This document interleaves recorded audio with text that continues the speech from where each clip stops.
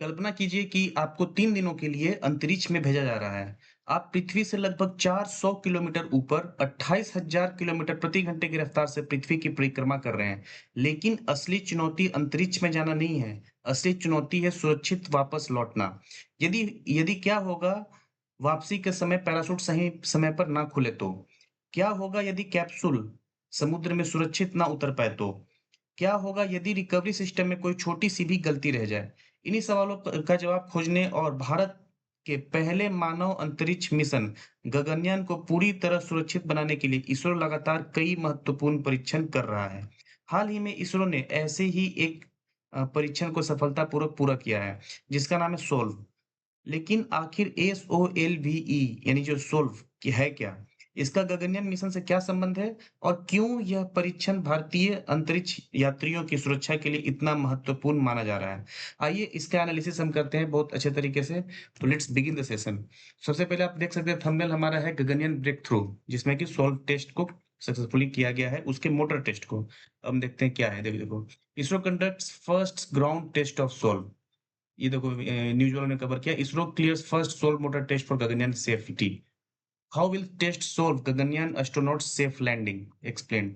ISRO conduct first solve ground test important for Gaganyaan mission. ठीक है, आप ये देख सकते हैं ये था ये सोल्व ये जो है द हिंदू ने कवर किया है। सोल्व को ऐसे टेस्ट किया गया है ग्राउंड पे रख के। तो the ground test for the solve solid motor being, ये सॉलिड मोटर इसका जो सोल्व है ना, सोल्व एक लॉन्च व्हीकल है। इसको एक लॉन्च व्हीकल की तरह समझो, मैं इसको अच्छे से आगे एक्सप्लेन करूंगा। फिलहाल आप लॉन्च व्हीकल के समझो। तो लॉन्च व्हीकल को भी आसमान में छोड़ के टेस्ट नहीं किया गया है। लॉन्च व्हीकल को पहले ग्राउंड पे इसका मोटर को टेस्ट किया गया है, ताकि जब ये मोटर वोटर जब ओके मिलेगा तो फ्यूचर में इसको आसमान में भी भेज के टेस्ट किया जाएगा। तो अभी इसका सॉलिड मोटर को टेस्ट किया गया है। तो वही लिखा हुआ है कि the ground test of the solve solid motor being conducted at the, कहाँ पे कंडक्ट किया गया है? तो श्रीहरिकोटा में सतीश धवन स्पेस सेंटर। अभी सतीश धवन कौन है? तो इनके बारे में आगे बताऊंगा वीडियो में, ठीक है। तो आप सब बने रहिए, वीडियो को पूरी तरह से देखना। इसमें इतना इंपॉर्टेंट मैं फैक्चुअल जानकारी आपको देने वाला हूँ जो एग्जाम में लगातार पूछते हैं, जैसे इसरो का फॉर्मेशन, इसके कौन father of, who is the father of space, like this type of thing. और भी मैं इसके बारे में बहुत अच्छे से एनालिसिस आपको बताने वाला हूँ, गगनयान मिशन क्या है, फ्यूचर के कौन-कौन से मिशंस होने वाले हैं, जो इम्पोर्टेंट मिशन जो किए जा चुके हैं उसके बारे में बताऊँगा। तो सेशन को एंड तक ज़रूर देखना आप। अभी देखो नेक्स्ट, सबसे पहले हम देखते हैं गगनयान मिशन क्या है। तो इंडिया का सबसे first human space flight mission, सबसे पहले इसको समझने से पहले सबसे पहले हमें समझना पड़ेगा जो सोल्व सोल्व है ना, इसको समझने से पहले पहले हम समझते हैं कि गगनयान मिशन को। अब सबसे पहले ये देखो गगनयान मिशन है क्या?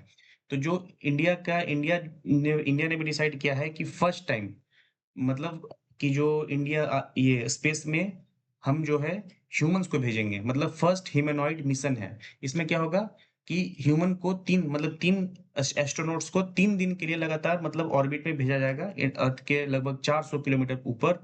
और फिर ये ऑर्बिट करेंगे अर्थ के गोल-गोल। और फिर वहाँ के बाद ये फिर उनको वापस लौटना है। तो ये है पूरा गगनयान मिशन। तो इसके बारे में ये देखो लिखा, Gaganyaan mission is India's first human space flight mission by ISRO. It will send Indian astronauts, इनको गगनॉट्स बोला गया है, इनटू स्पेस। ठीक है, keep them in earth orbit for a few days and bring them back safely to earth. इनको कुछ दिनों के लिए वहां रखा जाएगा स्पेस में और फिर इनको वापस सेफली जमीन पे लाया जाएगा। तो आप बोलेंगे सर ये, लेकिन सर ये क्या मतलब ऑर्बिट क्या होता है कि ऑर्बिट करेंगे अर्थ के? तो अर्थ के गोल गोल चक्कर काटना। जैसे अगर अर्थ है तो इसके गोल गोल चक्कर काटेगा ऐसे, ठीक है। अच्छा, लेकिन सर फिर ये गोल-गोल चक्कर कैसे काटेगा? मतलब लगातार इसका इंजन ऑन रहेगा क्या? तो नहीं, ये एक पर्टिकुलर स्पीड से जाता है, ये मैं आपको अभी आगे बताऊँगा। उसके बाद उस स्पीड पे अगर हम किसी भी मतलब ऑब्जेक्ट को अगर थ्रो करते हैं, स्पेस में जाके, अगर एटमॉस्फेयर का वहाँ पे रेजिस्टेंस ना हो, अगर स्पेस में उसको थ्रो करते हैं, तो फिर वो चीज़ जो है उसी गति से फिर वो घूमने लग जाती है। तो इसी को बोलते हैं फिर ऑर्बिटल स्पीड। में भी आपको बहुत अच्छे से इसको क्लियर करने वाला हूँ, पहले आप देख लो। पहले इस मिशन को समझ लो। मिशन का गोल क्या है कि send a crew up to 3 astronauts into space. 3 astronauts को स्पेस में भेजा जाएगा। ये 400 किलोमीटर ऊपर जाएँगे, फिर ये 3 दिनों के लिए वहाँ स्टे करेंगे ऑर्बिट में, मतलब वही ऑर्बिट में जो मैंने बताया, ऐसे गोल-गोल चक्कर काटेंगे अर्थ के, और return safely and land in the sea. फिर इसके स्प्लैशडाउन जिसको हम बोलते हैं, मतलब जब भी ये जो इसको बोलते हैं क्रू मॉड्यूल, ये जो मॉड्यूल है ना ये मॉड्यूल है। ये मॉड्यूल क्या होता है, फिर लास्ट में ये जब भी स्पेस में जाता है तो स्पेस से जब वापस लौटता है एस्ट्रोनॉट्स हमारे, तो जब वापस लौटने के बाद ये स्प्लैशडाउन इसको बोला जाता है, जब ये सी में आके सेटल करता है और इसके बाद यहाँ पे जो हमारे शिप वगैरह होते हैं, वेट कर रहे होते हैं, फिर जैसे ही ये सेटल करता है, वो जाके उनको उठा लेते हैं। सबसे पहले क्या होता है, पहले लॉन्च होता है, फिर ये यहाँ पे क्या ऑर्बिट करेंगे अराउंड अर्थ, उसके बाद फिर वापसी होगा इनका, जैसे री-एंट्री होगा। देखो ये री-एंट्री, पहला क्या लॉन्च हुआ, फिर ऑर्बिट अराउंड अर्थ, फिर री-एंट्री करेंगे, उसके बाद पैराशूट लैंडिंग इनका होता है। जब ये वापस आ रहे होते हैं, तब इनको हवा के स्पीड को तो मतलब जब जैसे ही एटमॉस्फेयर में घुसते हैं, तो इनको स्पीड को स्लो डाउन करना होता है ताकि ये बिल्कुल मतलब सॉफ्ट लैंडिंग करें, क्योंकि अगर तेज़ी से लैंडिंग करेंगे तो बिल्कुल एक्सीडेंट होने का चांस है, खतरा है और वो हो भी नहीं पाएगा। तो उसके लिए जो है डिफरेंट-डिफरेंट टेस्ट किए जाएँगे, क्योंकि जब ये लैंडिंग हो रहा होगा तो इसके लिए ये जो पैराशूट चेक किया जाएगा, इसके लिए जो है मतलब कैसे एटमॉस्फेयर में आने के बाद इनको क्या-क्या क्योंकि अब जो अर्थ का जो एटमॉस्फेयर है, वो भी इस पे रेजिस्टेंस क्रिएट करेगा, तो इसको किस हिसाब से इसको जो है डिज़ाइन करना है पैराशूट को, इन सब चीज़ों पे मतलब इन सब चीज़ों का टेस्ट कर करके इसको प्रॉपर सेफली इसको मॉड्यूल को सेफली जो है लैंड कराने की पूरी-पूरी प्रयास रहती है। तो अभी देखो, तो ये 4 प्रोसेस है, फिर फास्ट बाद में रिकवरी हो जाएगा, ठीक है? तो ये है पूरा अपना गगनयान मिशन। अब इसमें क्या है, अब ये इंडिया जो है, ये 4th कंट्री बन जाएगा after Russia, USA and China. मतलब रसिया ने पहले अपना ह्यूमनॉइड मिशन भेज रखा है स्पेस में, ठीक है? फिर यूएसए ने भी भेज रखा है, चाइना ने भी भेज रखा है, अब चौथा जो है इंडिया, अगर इस मिशन को कंप्लीट करता है गगनयान मिशन को, तो इंडिया चौथा कंट्री बन जाएगा, ठीक है? तो ये चीज़ आप ध्यान रखना। अब देखो कंपोनेंट्स ऑफ गगनयान के क्या-क्या कंपोनेंट्स हैं, तो सबसे पहले होता है क्रू मॉड्यूल, जहाँ पे ये एस्ट्रोनॉट्स बैठते हैं। ये जो डब्बा सा दिख रहा है ना, इसी के अंदर जो है एस्ट्रोनॉट्स, मतलब इसी के अंदर तीनों एस्ट्रोनॉट्स जो है इसी के अंदर बैठेंगे, ठीक है? एक आता है service module, contains fuel, propulsion, power and support system. इसको पावर मतलब आसमान में जाने के बाद उनको फिर मैं बताऊँगा कैसे इंजन वगैरह, जैसे पहले स्टार्टिंग में यहाँ से जाएँगे, यहाँ से तो लॉन्च व्हीकल से चलेंगे। जो लॉन्च व्हीकल कौन-सा होने वाला है, तो एलवीएम-3 होने वाला है, ठीक है? ये इसरो का है लॉन्च व्हीकल, इसी से ये ऊपर जाएगा। अब लॉन्च व्हीकल में क्या होता है, एक यहाँ पे पेलोड होता है। ये देखो ये पेलोड होता है, यही पेलोड में इसको हम लगा देंगे। ये जो है ना, नीचे तो रॉकेट हो गया, जैसे रॉकेट हम भी जो जलाते हैं, यहाँ से जब बर्न करते हैं तो हमारा रॉकेट भी क्या होता है, आसमान में जाता है, फिर जाके वहाँ बम फूटता है। तो ऐसे ही जब यहाँ भी सेम ही प्रक्रिया होता है, यहाँ भी जो है नीचे थ्रस्ट वगैरह देते हैं, मतलब यहाँ पे भी आग वाग लगता है, फिर इसका जैसे ही ऊपर उठता है, तो ऊपर उठने के लिए जो पेलोड होता है ना, यहाँ पेलोड को यहाँ हम रख देते हैं। ये आसमान में जाता है, आसमान में जाने के बाद ये सेपरेट हो जाता है, इससे अलग हो जाता है। अलग होने के बाद फिर इसके अपना कुछ प्रोपल्शन सिस्टम होता है, इसके द्वारा ये जो है ये फिर एक पार्टिकुलर ऑर्बिटल स्पीड पे घूमता है और फिर उसके बाद अपना इंजन शट ऑफ कर लेता है। वो मैं अभी आपको थोड़ा-सा अच्छे से बताऊँगा, अभी ये देख लो पहले, इसके बाद ये सर्विस मॉड्यूल होगा जिसमें कि propulsion, power and support system होगा, फिर क्रू एस्केप सिस्टम होगा। अगर स्टार्टिंग में कोई चीज़ इमरजेंसी होता है तो कैसे वो निकल पाएँ, मतलब पुल अवे हो जाएँगे, मतलब जो है it pulls astronauts away from the rocket in case of any emergency during launch। Launch के समय कोई भी इमरजेंसी होता है तो उसको एस्ट्रोनॉट्स को सेफली बचाया जा सके। और फिर पैराशूट रिकवरी सिस्टम है जिसमें कि लैंडिंग के टाइम पे इसको बिल्कुल पैराशूट वगैरह ला के इसको सॉफ्ट लैंडिंग कराया जाएगा, ठीक है? अब हम देखते हैं कि ये सोल्व क्या है? सोल्व समझने से पहले पहले हम ये समझते हैं कि ये कैसे आसमान में जाता है। देखो, सबसे पहले एक होता है ऑर्बिटल स्पीड। एग्ज़ाम में पूछा हुआ क्वेश्चन इसलिए बता रहा हूँ। ऑर्बिटल स्पीड ये कितना होता है? ये होता है 7.8 किलोमीटर पर सेकंड, ठीक है? अच्छा, मान लीजिए कि आपका अर्थ है, ये देखो ये अगर अर्थ है, ठीक है? यहाँ से अगर टेंजेंशियली अगर आप 7.8 किलोमीटर पर सेकंड की रफ्तार से किसी भी चीज़ को फेंकोगे, मान लिया यहाँ पे देखो, यहाँ पे फेंकोगे किसी भी चीज़ को इतना रफ्तार से, तो क्या ये चला जाएगा क्या स्पेस में? मतलब स्पेस में जाके क्या ऑर्बिट करेगा क्या ये? अच्छा, इसको आप एस्केप वेलोसिटी से मत सोचना, ये होता है ऑर्बिटल स्पीड, एक होता है एस्केप वेलोसिटी। एस्केप वेलोसिटी ये अलग चीज़ है। एस्केप वेलोसिटी जो है वो अलग चीज़ है, ऑर्बिटल स्पीड जो है वो अलग चीज़। इसका होता है 11.2 किलोमीटर पर सेकंड, ठीक है? ये अलग है, ठीक है? इससे मतलब डेढ़ गुना के आसपास है, तो ये अलग है। और ये जो है ये अलग है, ये है ऑर्बिट करने के लिए, मतलब इसको जो है ऑर्बिट करने के लिए अर्थ को जैसे फेंका तो ये अर्थ को जो है ऑर्बिट करेगा, ऐसे गोल-गोल घूमेगा, ठीक है? अभी तो देखो, अभी क्या होता है फिर जब ये यहाँ से अगर निकला तो यहाँ तो अर्थ का एटमॉस्फेयर है, हवा वगैरह बहुत ज़्यादा है, तो जैसे ही अगर आप 7.8 किलोमीटर पर सेकंड की रफ्तार से किसी भी चीज़ को भेजोगे तो जल भुन जाएगा। तो यहाँ से तो काम होगा नहीं। तो होता क्या है कि यहाँ से हम रॉकेट लगाते हैं, ठीक है? फिर रॉकेट क्या होता है आसमान में से जाता है, ऐसे गया, ऐसे जाने के बाद यहाँ पे अब कहीं पे फिर वो मैंने बताया था नीचे से जैसे ये रॉकेट है, ठीक है? यहाँ पे ये पेलोड होता है, ये रॉकेट है, लॉन्च व्हीकल जिसको हम बोलते हैं। यहाँ से हम आग लगा देते हैं, ठीक है? आग लगाने के बाद जब आसमान में जाता है तो आसमान में पहुँचने के बाद ये सेपरेट हो जाता है, ये वाला सेपरेट हो जाता है। फिर ये जो है, जो इस केस में जो गगनयान के केस में हमने पेलोड क्या रखा हुआ है, ये मॉड्यूल कहाँ गया? ये। क्रू मॉड्यूल जो है पेलोड होने वाला है, ठीक है? तो यही क्रू मॉड्यूल फिर जो है यहाँ पे सेपरेट हो जाएगा। अब सेपरेट होने के बाद अगर इसको मतलब ऑर्बिट में घूमना है अर्थ के, तो मतलब इसको किसी फिक्स ऑर्बिट में घूमना है, अर्थ के चारों चक्कर लगाना है चारों तरफ से, तो फिर कितना स्पीड में इसको अपना मतलब इंजन को स्टार्ट करो, कितना स्पीड में इसको रखना पड़ेगा, तो 7.8 किलोमीटर पर सेकंड की रफ्तार से इसको इसको इंजन को मतलब इतने स्पीड में लाके और इस क्रू मॉड्यूल को फिर इस पे सेट करके फिर अपना इंजन को शट ऑफ कर लेते हैं फिर ये। तो 7.8 किलोमीटर पर सेकंड की रफ्तार जैसे ही पकड़ा फिर इसको शट ऑफ कर लेते हैं। शट ऑफ करने के बाद ये आराम से अर्थ की ग्रेविटी जो है हमेशा इसको खींचते रहता है हर तरफ से, एक सेंट्रीपिटल फोर्स की तरह, और ये लगातार इज़िली इसको जो है घूमते रहता है इसके गोल-गोल, ठीक है? तो ये है पूरा का पूरा प्रोसेस, ये है ऑर्बिटल स्पीड का प्रोसेस, ठीक है? एक होता है एस्केप वेलोसिटी। एस्केप वेलोसिटी है कि मतलब कितना मिनिमम वेलोसिटी होना चाहिए किसी ऑब्जेक्ट को जब हम थ्रो करें, तो वो जो है वो आसमान मतलब बिल्कुल मतलब स्पेस में चला जाए। स्पेस कौन-सा क्या हो गया? स्पेस ये नया वर्ड कहाँ से आ गया? स्पेस कहाँ से के बाद मानेंगे? कितने किलोमीटर के ऊपर को हम स्पेस मानेंगे?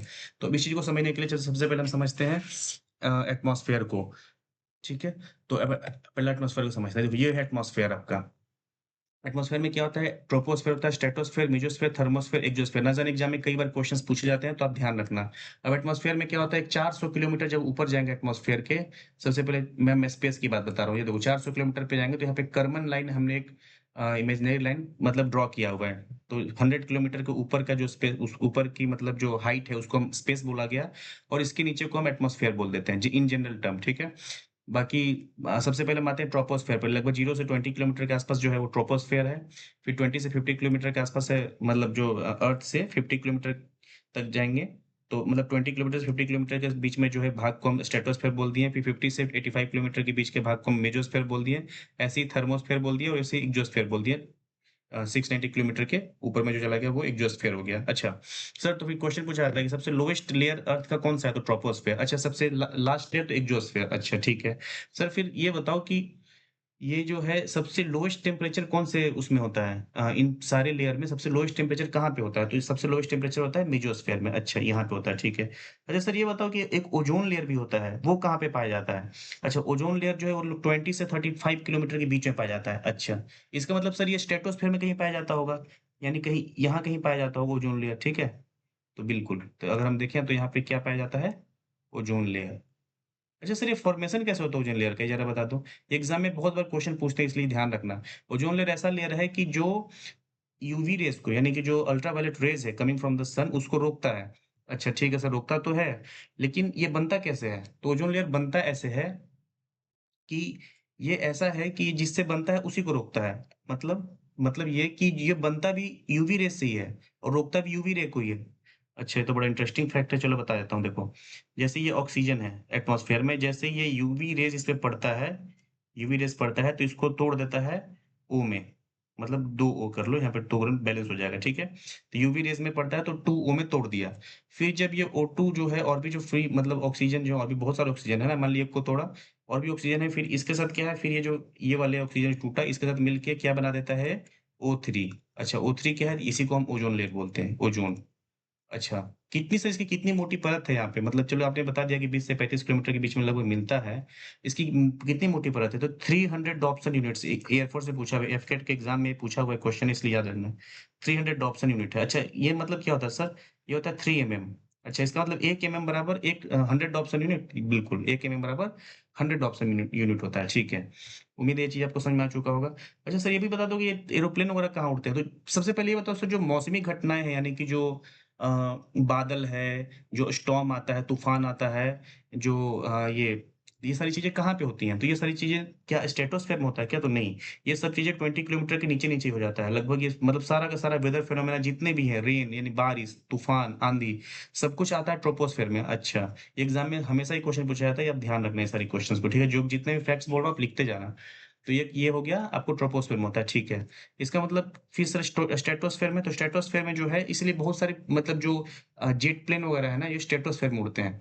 अच्छा, इसका मतलब सारे के सारे प्लेन उड़ते हैं क्या स्ट्रेटोस्फीयर में? नहीं, सारे के सारे प्लेन कई प्लेन जो है ट्रोपोस्फीयर में भी उड़ते हैं। तो ट्रोपोस्फीयर में बिल्कुल मतलब लास्ट इस यहाँ पे ट्रोपोपॉज़ होता है, ट्रोपोपॉज़ जहाँ पे लास्ट लेयर है, तो लगभग यहाँ पे उड़ते हैं, ठीक है? या तो यहाँ उड़ते हैं या कई प्लेन स्ट्रेटोस्फीयर में भी उड़ते हैं, ठीक है? ठीक है। क्यों बिल्कुल ऊपर उड़ते हैं? ताकि इनको बादल-वादल या जो टर्बुलेंस है, उससे कम अफ़ेक्ट हो, क्योंकि ये ऊपर में जाते-जाते टर्बुलेंस कम होते जाता है, ठीक है? फिर स्ट्रेटोस्फीयर में नहीं रहता है। सारे वेदर फिनोमेना यही होते हैं ट्रोपोस्फियर के अंदर, ठीक है? अच्छा, ठीक है सर, ये समझ में आ गया। अच्छा, तो ठीक है, अब नेक्स्ट नेक्स्ट बढ़ते हैं हम। तो ये उम्मीद है आपको पूरा एटमॉस्फेयर की चीज़ें समझ में आ चुकी होगी। उसके बाद जैसे ही फिर मेसोस्फीयर में जाएँगे तो यहाँ पे सबसे लोएस्ट लगभग यहाँ पे -100 डिग्री सेल्सियस होता है मेसोस्फीयर के अंदर, ठीक है? ये आप ध्यान रखना। फिर इसके ऊपर जब हम बढ़ेंगे तो ऑरोरा बोरियोलिस वगैरह जो होता है, ये देखो यहाँ पे ये ऑरोरा बोरियोलिस की यहाँ फ़ोटो बना रखा है, ये ऑरोरा बोरियोलिस क्या है ये? ये मैं बना देता हूँ। ये एक ऐसी घटना है जिसको देखने के लिए लोग जाते हैं पोल्स पे, नॉर्थ पोल या साउथ पोल एग्ज़ैक्ट मुझे ध्यान नहीं, आप देख लेना। ये होता है ऑरोरा बोरियोलिस। ये आई थिंक नॉर्थ पोल से देखा जाता है, ठीक है? और एक होता है ऑरोरा ऑस्ट्रेलियासिस, वो शायद साउथ पोल से देखा जाता है, वो चीज़ आप देख लेना। तो ये सब जो है ना कि मतलब आसमान में ऐसा यहाँ पे इसको आयोनोस्फीयर भी बोलते हैं, तो कुछ आयन्स वगैरह के उससे मतलब रिएक्शंस वगैरह से ये एक ऐसा जनरेशन होता है, ऐसे कलर का, ठीक है? वो बड़ा सुंदर लगता है, उसको लोग देखने के लिए बहुत सारे विदेशी लोग जाते हैं, ठीक है? उसके बाद आता है एक्सोस्फीयर, ठीक है? यहाँ पे इतना मतलब कम यहाँ पे ग्रेविटी का इफ़ेक्ट इतना कम है कि यहाँ पे जो लेयर्स में होते हैं, ऐसे लेयर्स बाय लेयर्स उसका होता है गैसेज़ का। अच्छा, ये एग्ज़ाम में एक बार क्वेश्चन पूछा हुआ है कि कौन-सा लेयर मतलब लेयर में लगाओ ऊपर से नीचे मतलब ऊपर से नीचे के क्रम में। तो सबसे ऊपर मिलेगा आपको हाइड्रोजन, देन मिलेगा आपको हीलियम, देन मिलेगा आपको ऑक्सीजन, देन मिलेगा आपको नाइट्रोजन, ठीक है? तो ये चीज़ आप ध्यान रखना एग्ज़ाम में क्वेश्चन पूछे तो इसलिए मैंने आपको बता दिया है। ठीक है? आप ये चीज़ ध्यान रखना। तो हाइड्रोजन, हीलियम, ऑक्सीजन, नाइट्रोजन इस फॉर्म में और जो हल्के गैसेज़ होते हैं वो ऊपर की लेयर में शिफ्ट हो जाते हैं, जो भारी गैसेज़ होते हैं वो थोड़ा नीचे की तरफ में शिफ्ट रहते हैं। ठीक है। तो अच्छा सर ये और ऑर्बिट के बारे में और कुछ बताना चाहते हैं क्या? हाँ, तो ऑर्बिट जब हम पढ़ते हैं तो ऑर्बिट में मैंने बता दिया था कि हाँ, सेंट्रीपिटल फोर्स के कारण जो है घूमने लगता है और उसके बाद जब उसी कैप्सूल को जब वापस आना होगा तो फिर क्या करेगा इंजन के स्पीड को स्लो करके उसके बाद फिर ये जो है इस तरीके से फिर स्प्लैश डाउन हो जाता है। ठीक है। ठीक है सर, तो एक बात बताओ कि और अच्छा मैंने 3 तरह के ऑर्बिट के बारे में सुना है। एक होता है लो अर्थ ऑर्बिट, एक होता है मीडियम अर्थ ऑर्बिट और एक होता है जियोस्टेशनरी ऑर्बिट। एग्ज़ाम में डायरेक्ट एक बार क्वेश्चन पूछा हुआ है आरआरबी जेईई के एग्ज़ाम में कि जियोस्टेशनरी ऑर्बिट जो होता है वो कितने हाइट पे होता है? तो इसका एक आंसर है 35,786 किलोमीटर का हाइट पे यानी 35,786 किलोमीटर का हाइट पे होता है। अच्छा, ठीक है। तो ये बता दो तीनों के बारे में। चलो मैं इसको एक बार डिटेल में बता देता हूँ। ये होता है लो अर्थ ऑर्बिट। ये कहाँ से कहाँ तक माना जाता है? तो 160 किलोमीटर से 160 है ये। 160 किलोमीटर टू लगभग ये 2000 किलोमीटर तक। अच्छा, यानी कर्मन लाइन से ऊपर ही चल रहा है। कर्मन लाइन हमारा 100 किलोमीटर पे था, ठीक है? फिर सेकंड होता है मीडियम अर्थ ऑर्बिट। ये कहाँ से कहाँ तक होगा? ये हो जाएगा आपको 2000 टू 35,786 किलोमीटर वाला, ठीक है? और तीसरा आता है जियो स्टेशनरी ऑर्बिट। ठीक है? ये होता है 35,786 किलोमीटर पे इसको जियोस्टेशनरी ऑर्बिट बोलते हैं। मतलब इस स्पीड पे ना जिस पॉइंट पे ये घूम रहा होगा उसी के साथ-साथ मतलब देखो ऑर्बिटल स्पीड पे तो घूमना ही है आपको 7.8 किलोमीटर पर सेकंड। अभी किस हाइट पे आप फेंका है आपने? अब इस हाइट पे अगर आप डाले हैं आपने मतलब इस हाइट पे यानी 35,786 किलोमीटर के हाइट पे फेंका है, तो वो फिर अर्थ के स्टेशनरी बिल्कुल पॉइंट टू पॉइंट मूव करके चलेगा। अच्छा, तो सर यहाँ ये चलो पहले इस पे आते हैं। सबसे पहले ये समझो देखो लो अर्थ ऑर्बिट। यहाँ पे कौन-कौन सा है? तो जो इंटरनेशनल स्पेस स्टेशन है वो लो अर्थ ऑर्बिट पे ही है, ठीक है? अच्छा, फिर जो गगनयान मिशन हम जो भेज रहे हैं, ये भी 400 किलोमीटर पे घूमने वाला है। तो ये जो 160 किलोमीटर से 2000 किलोमीटर यानी इसके ये भी इसी के अंदर आ रहा है, तो वो कौन-सा हो गया यानी गगनयान मिशन। ये भी लो अर्थ ऑर्बिट का ही पार्ट है। एग्ज़ाम में इसे असर्शंस रीजन में या फिर 2-3 स्टेटमेंट्स वाले सवाल में पूछ देते हैं। सीडीएस वगैरह का एग्ज़ाम दोगे, यूपीएससी का एग्ज़ाम दोगे, बीपीएससी का एग्ज़ाम दोगे, पीसीएस लेवल पे का एग्ज़ाम दोगे तो इसमें डायरेक्ट क्वेश्चन पूछे जाते हैं। ठीक है? सब ध्यान रखना। मीडियम अर्थ ऑर्बिट आज जब मीडियम ऑफ अर्थ ऑर्बिट की बात करते हैं तो इसमें जीपीएस सैटेलाइट्स वगैरह क्योंकि इनको बहुत थोड़ा मतलब हाइट पे रहना होता है ताकि लॉन्ग कवरेज कर सके तो जीपीएस सैटेलाइट्स जो हैं ये यहीं पे पाए जाते हैं। ठीक है?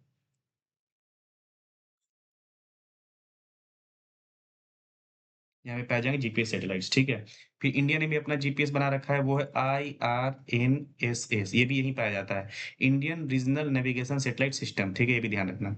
उसके बाद है जियो स्टेशनरी ऑर्बिट, ये मैंने बता दिया है कि ये पॉइंट टू पॉइंट मूव करके चलता है। अच्छा, इसका मतलब क्या है? इसका मतलब ये है कि जिस स्पीड से फिर मतलब अर्थ के एक पॉइंट पे रहेगा, उसी स्पीड पे वो भी ऊपर से उसी पॉइंट पे घूमते रहेगा साथ में बिल्कुल। अच्छा, ठीक है। तो ये कहाँ पे काम आएगा? तो ये हमें अगर वेदर चेक करना है, तो उसके लिए हम इसी को भेजते हैं। एक पर्टिकुलर जगह का वेदर चेक करना है तो वेदर सैटेलाइट्स हो गए, ठीक है? वेदर सैटेलाइट्स हो गए और कौन से सैटेलाइट्स हो जाएँगे? तो कम्युनिकेशन सैटेलाइट्स होंगे, ताकि अच्छा कम्युनिकेशन बना रहे। ठीक है? तो ये सारे सैटेलाइट्स यहाँ पे जियो स्टेशनरी ऑर्बिट्स पे जीएसओ कर लो।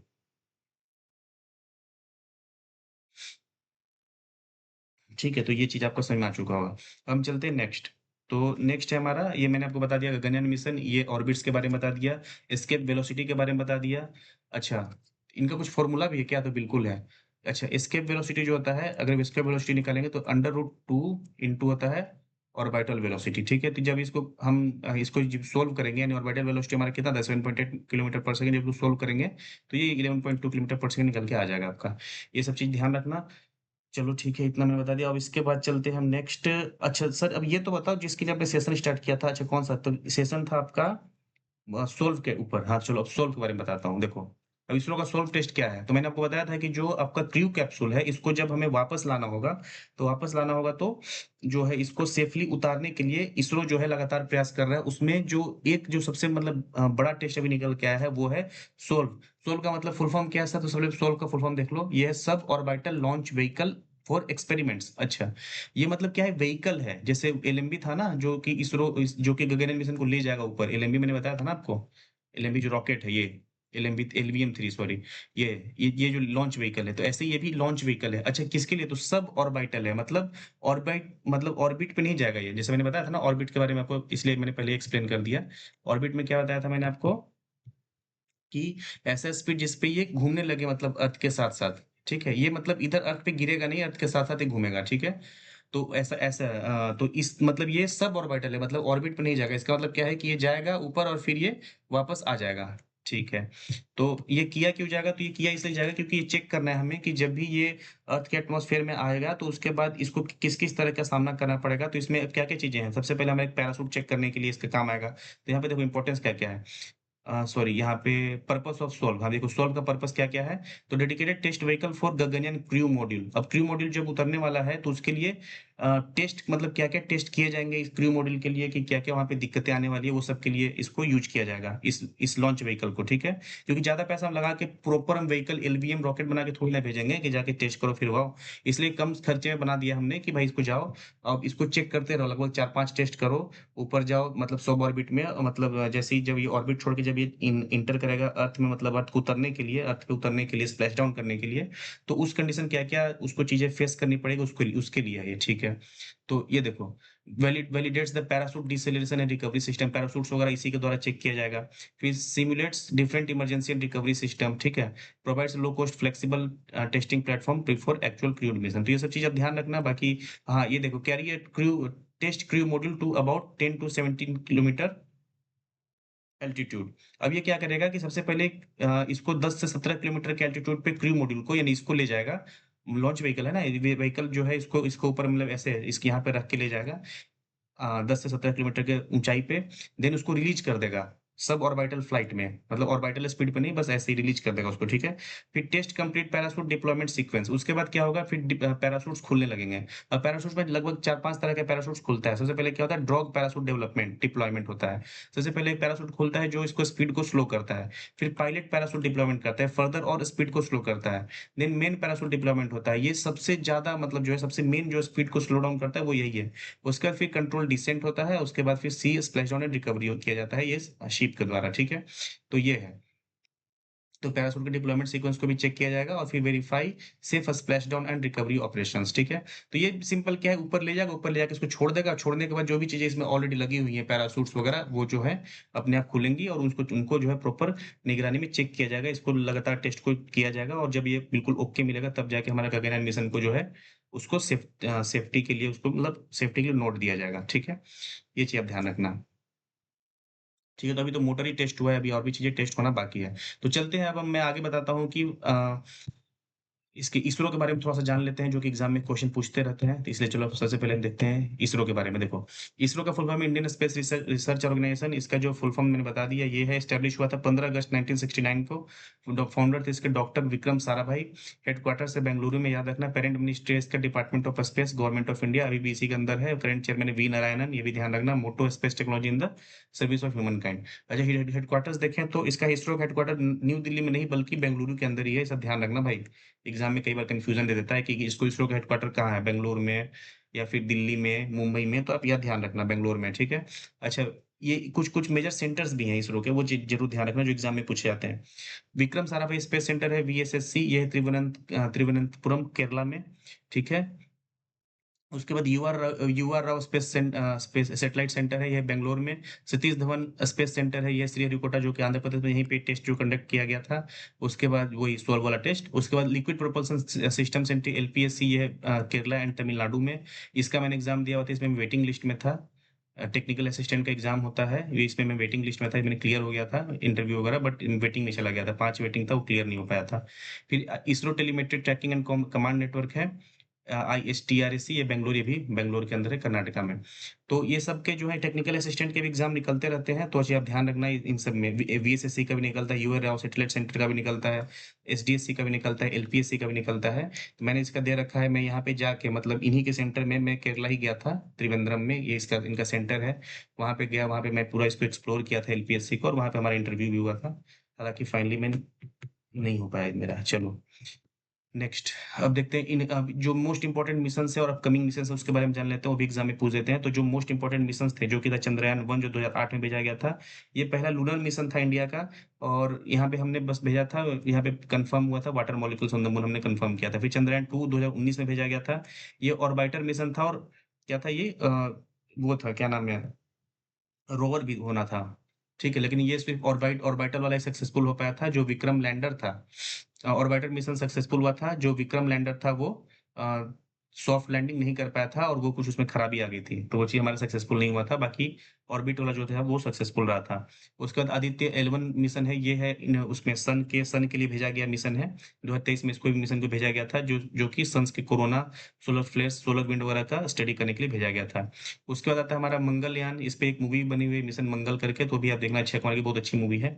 तो मंगलयान जो है, ये मार्स पे भेजा जाने वाला, जो हमारा हम फर्स्ट कंट्री था इंडिया, जो फर्स्ट अटेम्प्ट में ही हम मार्स पे पहुंच गए थे, ठीक है? तो मार्स पे वैसे मतलब मार्स को ऑर्बिट करने के लिए गए थे, मार्स पे अभी पहुंचे नहीं है। तो ये फर्स्ट क्या था, India first Mars orbiter mission था। India become the first country to reach Mars orbit in its first attempt, Mars के ऑर्बिट में फर्स्ट अटेम्प्ट में पहुंचने वाले पहला कंट्री थे। और fourth space agency to reach Mars, और भी मतलब यूएसए वगैरह पहुंच रखा है, लेकिन वो जो है वो फर्स्ट अटेम्प्ट में नहीं पहुंचे थे, हम फर्स्ट अटेम्प्ट में ही पहुंच चुके थे। उसके बाद हमारा चंद्रयान 3 हमने 2023 में लॉन्च किया था, ये हमारा कंप्लीट सक्सेस रहा था। इसमें हमने लैंडिंग भी की थी कंप्लीटली, मतलब सक्सेसफुल लैंडिंग भी की थी। जैसे ही चंद्रयान 2 में हम फेल हो गए थे ना, विक्रम लैंडर जो था वो हमारा खराब हो गया था। इसमें जो है लैंडर भी हमारा उतरा था, और लैंडर जो है विक्रम, और रोवर जो है वो प्रज्ञान था। फिर उतरने के बाद फिर उस पे रोवर मतलब चला था, जाने के घूमा था इसके ऊपर, मतलब ये देखो रोवर ना, ये लैंडर था, ये रोवर था, ठीक है? तो ये था हमारा फोर्थ कंट्री जो कि हमने सॉफ्ट लैंड किया था मून पे। और हमने फर्स्ट कंट्री थे जो हम मून के साउथ पोल पे हम लैंड किए थे, तो ये हम फर्स्ट कंट्री जो कि हम मून के साउथ पोल पे लैंड किए थे, ठीक है? याद रखना, 23 अगस्त 2023 को ये जो है सॉफ्ट लैंडिंग हुआ था, ठीक है? उसके बाद आता है स्पेडेक्स मिशन, 2024 में हुआ था, ये successfully demonstration of space docking technology. हमने भी अब जो है डॉकिंग टेक्नोलॉजी हमने भी अपना ले आया था, उसके बारे में हमने 2023 में, 2024 में हमने इसको भी दिखा दिया था, ठीक है? उसके बाद आता है हमारा गगनयान, तो मैंने बता ही दिया, इन प्रोग्रेस चल रहा है। इंडिया का पहला जो ह्यूमन स्पेस फ्लाइट मिशन है, 3 एस्ट्रोनॉट्स को 3 दिन के लिए ऑर्बिट में भेजा जाएगा, ठीक है? वो चीज़ आपको बता ही दिया था। उसके बाद आता है हमारा चंद्रयान। अब अपकमिंग मिशन कौन-कौन से हैं, तो चंद्रयान 3 यहाँ पे 2023 में कंडक्ट किया गया। चंद्रयान 4 जो है 2027 से 28 में कंडक्ट किया गया है। इसमें क्या है कि लूनर सैंपल हम लाएँगे अर्थ के ऊपर। वापस हम मून पे उतरेंगे, वहाँ उसका सैंपल कलेक्ट करके हम वापस लाएँगे, ठीक है? ये है। उसके बाद चंद्रयान 5 आएगा। चंद्रयान 5 जो है ये 28-29 में, ये भी जो है एस्टिमेटेड है। ये क्या है कि joint lunar mission with Japan, ये जापान के साथ हम इसको जो है वो करेंगे। इसमें साउथ पोल का हम मतलब इसमें क्या करें, targeting lunar south pole region, ठीक है? इसमें हम साउथ पोल पे उतरेंगे, ये चीज़ ध्यान रखना। उसके बाद 2035 प्लस में भी एक मिशन है जिसका नाम है भारतीय अंतरिक्ष स्टेशन। जैसे आईएसएस है ना, इंटरनेशनल स्पेस स्टेशन, वैसे है, तो ये तो भी काफ़ी लंबा टाइम है। और फिर हम ह्यूमन को भेजेंगे मून पे, ये भी लॉन्ग टर्म गोल है, टारगेट जिसका 2040 है। तो ये भी जो है इसरो का एम है, वो भी काफ़ी भी आगे का चीज़ है, ठीक है? तो ये सारा चीज़ था, तो उम्मीद है आपको पूरा इसरो के बारे में अच्छे एनालिसिस आपको बिल्कुल समझ में आ चुका होगा, जो भी इम्पोर्टेंट क्वेश्चन्स है आप नोट डाउन कर लिए होंगे। करंट का मिशन क्या है, फ्यूचर के कौन-कौन से मिशन है, इसरो का हेडक्वार्टर्स कहाँ है, उसके फाउंडर कौन थे, और फादर ऑफ स्पेस किसको बोला जाता है, ये सब आप चीज़ ध्यान रखना। और एग्ज़ाम्स में क्वेश्चन पूछे जाते हैं, एटमॉस्फेयर के बारे में बता दिया, बाकी ऑर्बिटल स्पीड, एस्केप वेलोसिटी, इन सब चीज़ों के बारे में एग्ज़ाम में पूछते रहते हैं। Low earth orbit, medium earth orbit, high earth orbit, मतलब वो जियोस्टेशनरी ऑर्बिट, ये सब चीज़ ध्यान रखना। अब सॉल्व टेस्ट के बारे में भी है। ये सब क्वेश्चन गगनयान मिशन बहुत इंपॉर्टेंट टॉपिक है। हर साल एग्ज़ाम में, काफ़ी सालों से मिशन चल रहा है, तो हर साल इस एग्ज़ाम में क्वेश्चन भी पूछे जाते हैं। तो बिल्कुल आप इसको बाय हार्ट इसको जो है आप रट लेना और समझ लेना, ठीक है? तब तक के लिए thank you and all the best.